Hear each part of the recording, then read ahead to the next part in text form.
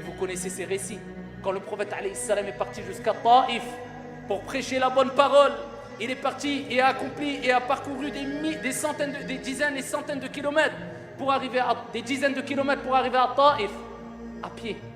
Et quand il arrive là-bas, ils ont voulu l'humilier en réunissant des enfants, en prenant des pierres, et jusqu'à ce que ces enfants ont jeté ces pierres sur le prophète Mohammed alayhi salatu wassalam, jusqu'à ce que le prophète alayhi salam fut couvert de sang.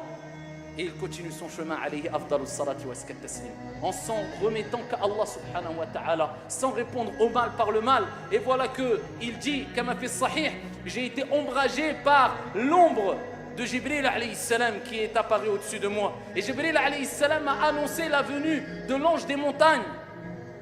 Et voilà que l'ange des montagnes me salua. Et il me dit, oh Mohammed, demande ce que tu veux. Et il te sera accordé. Si tu veux, je prends les deux montagnes et je les écrase.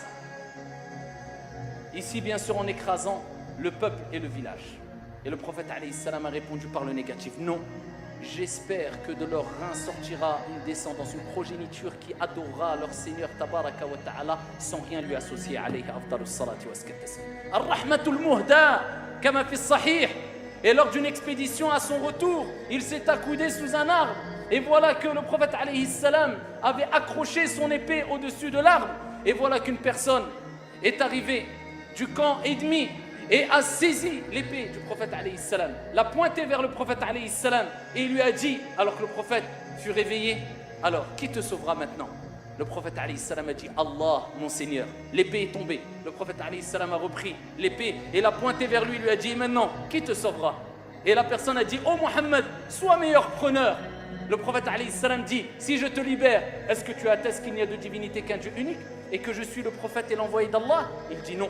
Par contre, une chose, je te promets et je prends l'engagement ici de ne jamais te combattre. Le prophète alayhi salam dit, ok, pas de problème. Est-ce qu'il lui a imposé d'embrasser l'islam alors qu'il avait l'épée devant lui et qu'il voulait le tuer? Il dit, sois meilleur preneur. Le prophète a répondu par le positif à cette parole. Et il lui a dit, tu peux partir. Il est parti vers son peuple. Et regardez le résultat. Mais malheureusement, nous, dans l'application, on a du mal. Dès qu'on subit un préjudice d'une personne, ici, qui peut être notre ennemi, ou alors une personne de notre famille ou autre, eh bien, tout de suite, on oublie que la théorie doit se transformer en pratique. Et jamais tu ne récolteras des fruits aussi sucrés si tu réponds au mal par le mal que si tu avais répondu au mal par le bien. C'est impossible. Regardez le résultat. On dit, c'est bon, mais c'est quoi le résultat? Il est parti vers son peuple. Il a dit, ji'tukum min indi khayrin nas. Je suis venu de chez le meilleur des gens. La meilleure personne, Mohammed sallallahu alayhi wa sallam.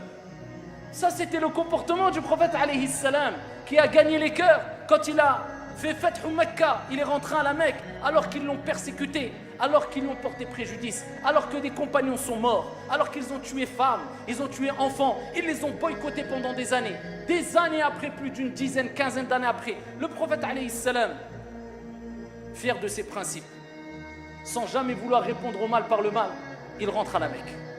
Alayhi afdalus salatu wa taslim.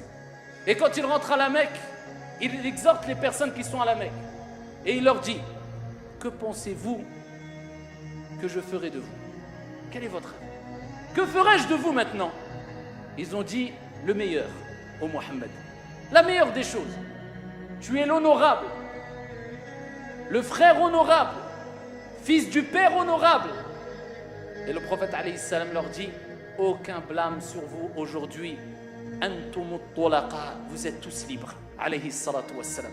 Avant même la venue de l'islam, la révélation, on l'appelait Mohammed al-Amin, le digne de confiance. Il n'avait même pas encore eu la révélation. Quand il y avait un conflit entre deux personnes, entre deux groupes de personnes, eh bien on faisait appel à qui? Mohammed ibn Abdullah alayhi afdalus salatu wa taslim.